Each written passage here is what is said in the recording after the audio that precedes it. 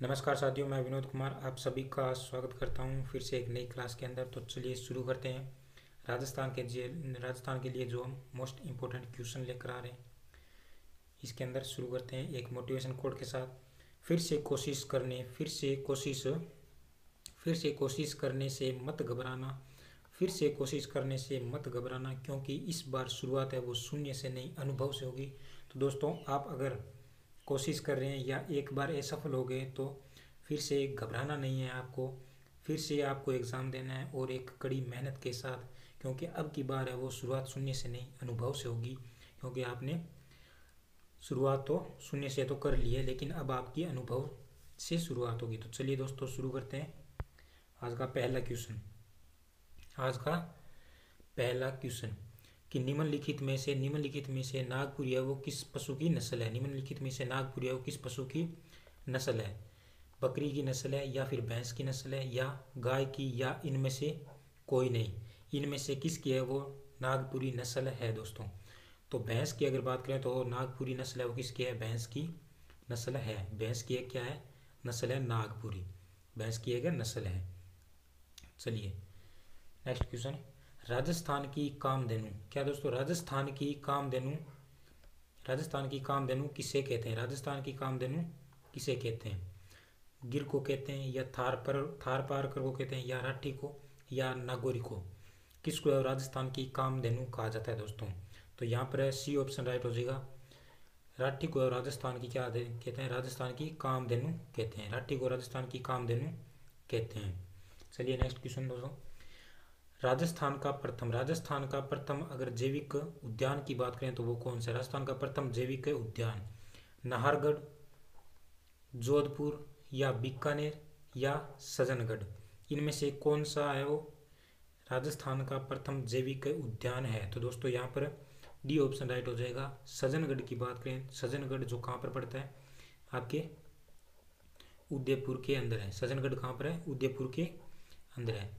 सजनगढ़ उदयपुर के अंदर है, जो राजस्थान का प्रथम जैविक उद्यान है। और अगर इसकी स्थापना की बात करें तो स्थापना है वो 2000 कब की गई, 15 में की गई थी। स्थापना 2015 में की गई थी इसकी।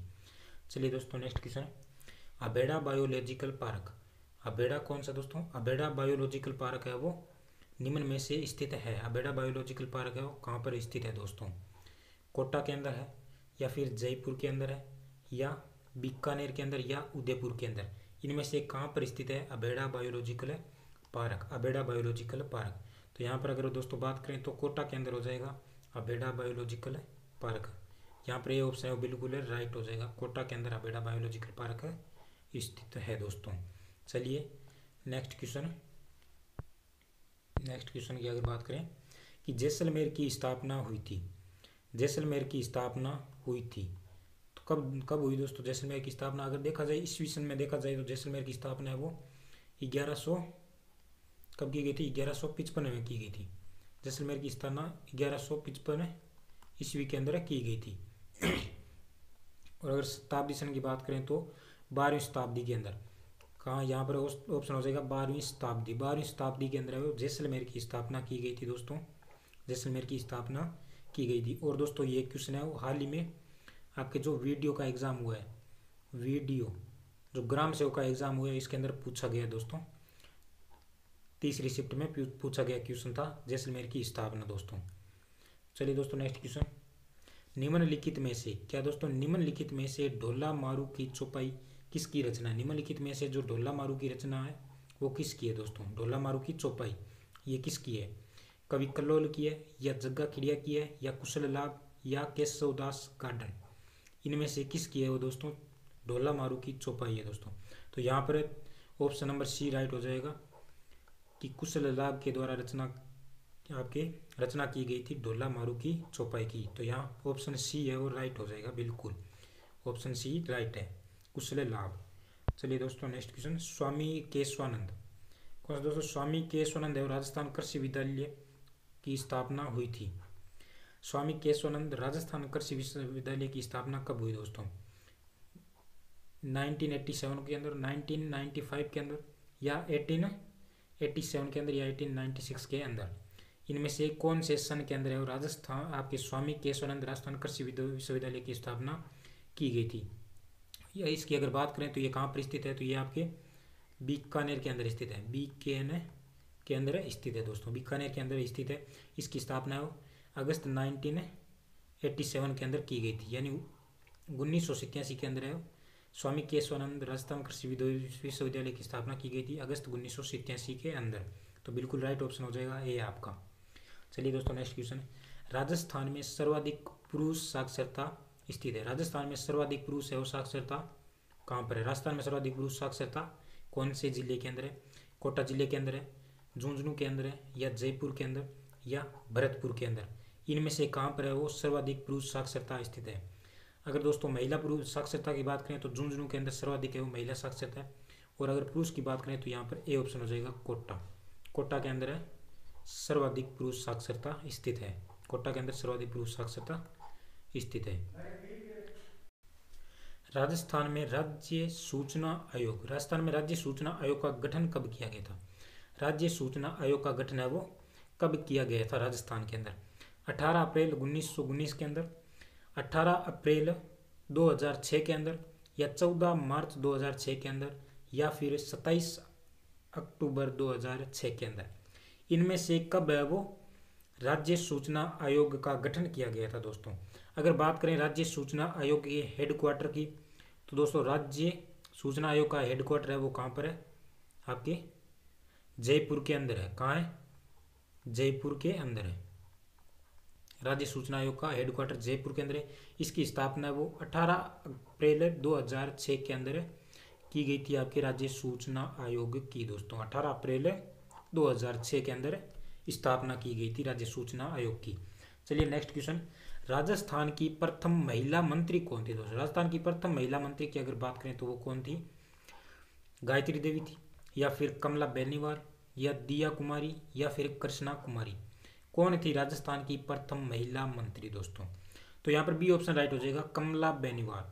कौन आपकी कमला बेनीवाल है और राजस्थान की प्रथम महिला मंत्री थी दोस्तों? राजस्थान की क्या थी? प्रथम महिला मंत्री थी कमला बेनीवाल। कमला बेनीवाल। चलिए दोस्तों नेक्स्ट क्वेश्चन। गागरोन दुर्ग है किस श्रेणी का दुर्ग है दोस्तों? गागरोन दुर्ग है किस श्रेणी का दुर्ग है? और गागरोन दुर्ग की बात करें तो ये कहाँ पर स्थित है? झालावाड़ के अंदर है। झालावाड़ के अंदर है दोस्तों स्थित है गागरोन दुर्ग, झालावाड़ के अंदर स्थित है। ये किस श्रेणी का दुर्ग है? गिरी दुर्ग है, या फिर उदक दुर्ग है, या वन दुर्ग है, या धानवन दुर्ग है? धानवन दुर्ग है। तो दोस्तों इसकी बात करें तो ये आपके बी ऑप्शन राइट हो जाएगा, उदक दुर्ग, या फिर इसी को क्या कहते हैं हमें? जल दुर्ग की श्रेणी में आता है। किसकी? जल दुर्ग की श्रेणी में आता है। जल दुर्ग की श्रेणी में आता है कौन सा दुर्ग? आपके गागरोन झालावाड़ का दुर्ग दोस्तों, गागरोन झालावाड़ का दुर्ग। चलिए नेक्स्ट क्वेश्चन।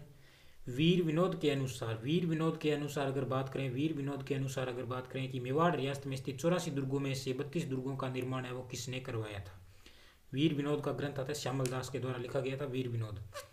और इसके अनुसार मेवाड़ रियासत में जो 84 दुर्गों में से 32 दुर्गों का निर्माण है वो किस शासक के द्वारा करवाया गया था? महाराणा मुकल के द्वारा, या महाराणा कुंभा के द्वारा, या महाराणा प्रताप, या इनमें से किसी के द्वारा नहीं? तो दोस्तों अगर वीर विनोद के अनुसार हम बात करें तो 84 दुर्गों में से 32 दुर्गों का निर्माण है वो महाराणा कुंभा के द्वारा करवाया गया था। इसीलिए स्थापत्य कला का जनक कहा जाता है किसको? महाराणा कुंभा को दोस्तों। और महाराणा कुंभा के द्वारा 32 दुर्गों का निर्माण करवाया गया था। 32 दुर्गों का क्या करवाया गया? निर्माण करवाया गया था। चलिए दोस्तों नेक्स्ट क्वेश्चन।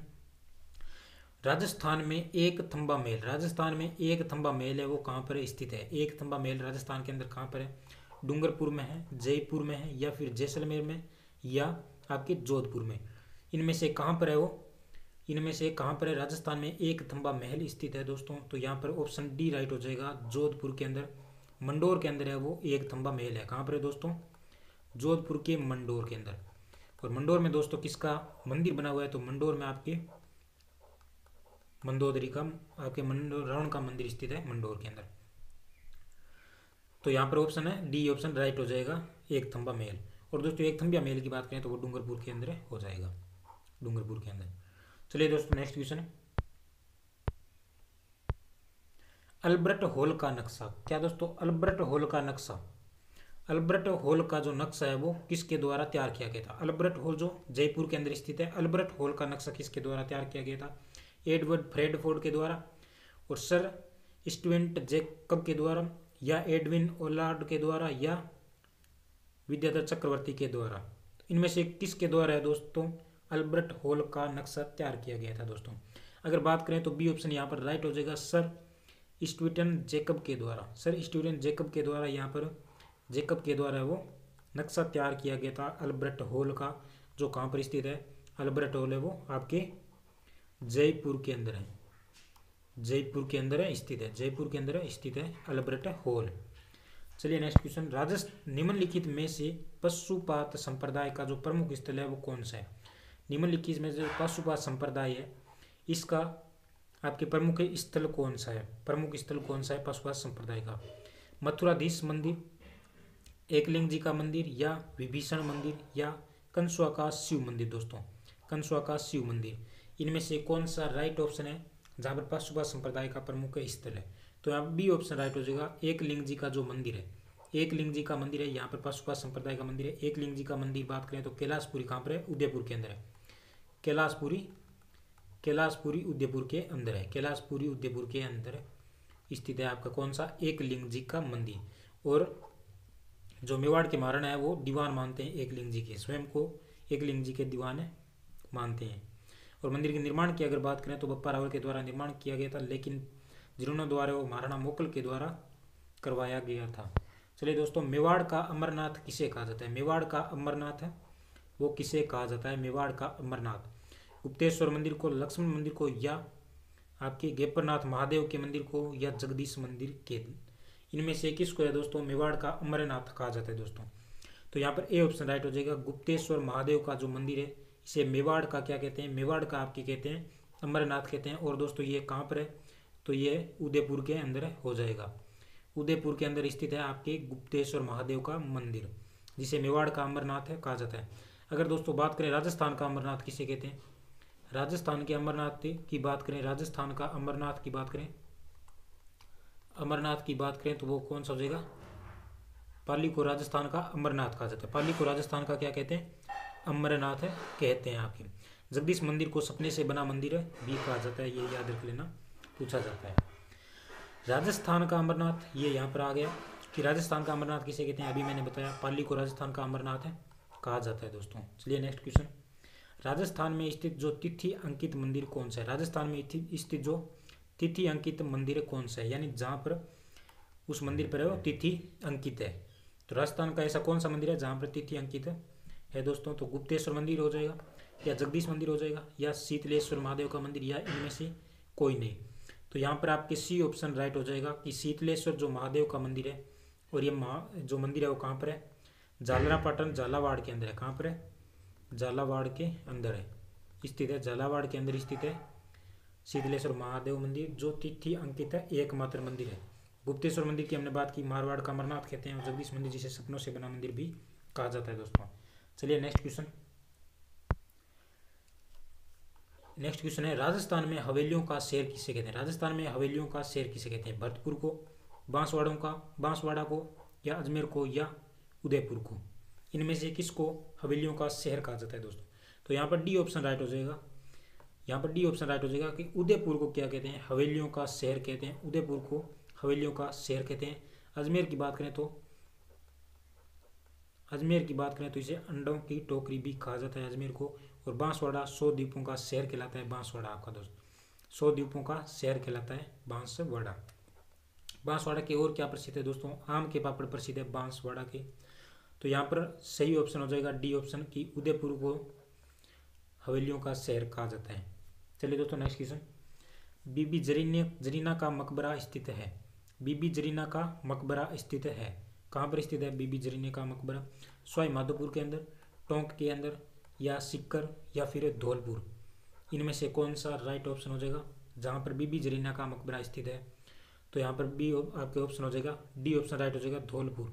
धौलपुर के अंदर स्थित है बीबी जरीना का मकबरा, धौलपुर के अंदर स्थित है। तो यहाँ पर डी ऑप्शन है बिल्कुल आपका सही हो जाएगा। चलिए नेक्स्ट क्वेश्चन, राजस्थान साहित्य अकादमी स्थित है। राजस्थान साहित्य अकादमी स्थित है, राजस्थान साहित्य अकादमी स्थित है बीकानेर के अंदर, गंगानगर के अंदर, हनुमानगढ़ के अंदर, या फिर उदयपुर के अंदर। राजस्थान साहित्य अकादमी, तो यहाँ पर डी ऑप्शन बिल्कुल आपका राइट हो जाएगा उदयपुर के अंदर है वो स्थित है राजस्थान साहित्य अकादमी। राजस्थान साहित्य अकादमी उदयपुर के अंदर स्थित है। कौन सी बोली है वो पश्चिमी हिंदी व राजस्थानी साहित्य के मध्य सेतु का कार्य करती है। राजस्थान साहित्य के मध्य, दोनों के मध्य एक कड़ी का कार्य करती है, सेतु का कार्य करती है। वो कौन सी आपके बोली है? मेवाती बोली है, या फिर मेवाती बोली है, या मेवाड़ी बोली है, या निमाड़ी बोली है, या अहिरवाटी बोली है। इनमें से कौन सी बोली है जो आपके पश्चिमी हिंदी व राजस्थानी भाषा के मध्य सेतु का कार्य करती है? तो यहाँ पर बी ऑप्शन है वो बिल्कुल सही हो जाएगा कि मेवाती है जो पश्चिमी हिंदी बोली व राजस्थानी भाषा के मध्य सेतु का कार्य करती है, एक कड़ी का कार्य करती है मेवाती लैंग्वेज दोस्तों, मेवाती बोली। चलिए दोस्तों नेक्स्ट क्वेश्चन है कि मोसर है वो किससे संबंधित है? मोसर एक प्रथा है वो किससे संबंधित है? और दोस्तों ये काफ़ी एग्जाम में पूछा गया है। मोसर किससे संबंधित है? ये विवाह से संबंधित है, या मृत्यु से संबंधित है, या नाता प्रथा है, या इनमें से कोई नहीं? तो दोस्तों मोसर की बात करें तो ये एक मृत्यु भोज की एक दोस्तों मृत्यु भोज से संबंधित है मोसर। तो यहाँ पर ऑप्शन हो जाएगा बी आपका सही ऑप्शन हो जाएगा। बंदेज की बात करें, बंदेज की सबसे बड़ी मंडी कौन सी है दोस्तों? बंदेज की सबसे बड़ी मंडी की अगर बात करें वो कहाँ पर है? जैसलमेर में है, बाड़मेर में है, या फिर करौली में है, या जोधपुर में है? बंदेज की सबसे बड़ी मंडी दोस्तों, बंदेज की सबसे बड़ी मंडी। तो बंदेज की सबसे बड़ी मंडी की बात करें तो वो जोधपुर के अंदर हो जाएगी। बंदेज की सबसे बड़ी मंडी जोधपुर के अंदर है दोस्तों। बंदेज की सबसे बड़ी मंडी है जोधपुर के अंदर है बंदेज की सबसे बड़ी मंडी। निम्नलिखित में से किसका है संबंध गलियाकोट डूंगरपुर से है? निम्नलिखित में से किसका संबंध गलियाकोट डूंगरपुर से है दोस्तों? तारकसी के जेवर से, या कृषि के औजार, या रमकड़ा उद्योग, या छपाई के गागरे? तो यहाँ पर सी ऑप्शन राइट हो जाएगा। रमकड़ा उद्योग है वो गलियाकोट डूंगरपुर के अंदर है, और गलियाकोट डूंगरपुर के अंदर ही माघ माह के अंदर एक मेला बढ़ता है। वो कौन सा मेला बढ़ता है? आपके आदिवासियों का कुंभ यानी बेणेश्वर मेला लगता है। बेणेश्वर मेला लगता है जो कहाँ पर लगता है? नवाटापुरा गलियाकोट डूंगरपुर के अंदर लगता है, जिसे आदिवासियों का कुंभ कहा जाता है। क्या कहते हैं?